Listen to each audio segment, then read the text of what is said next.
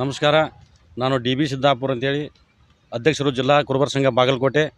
ನಮ್ಮ ಬಾಗಲಕೋಟೆ ಜಿಲ್ಲಾ ಕುರುಬರ ಸಂಘದ ವತಿಯಿಂದ ಪ್ರತಿಭಾವಂತ ವಿದ್ಯಾರ್ಥಿನಿಯರಿಗೆ PUC ಹಾಗೂ SSLCಯಲ್ಲಿ 85% ಮಾಡಿದಂಥ ಪ್ರತಿಭಾವಂತ ವಿದ್ಯಾರ್ಥಿಗಳಿಗೆ ಈ ಪ್ರತಿಭಾ ಪುರಸ್ಕಾರವನ್ನು ಹಮ್ಮಿಕೊಳ್ಳಲಾಗಿದೆ.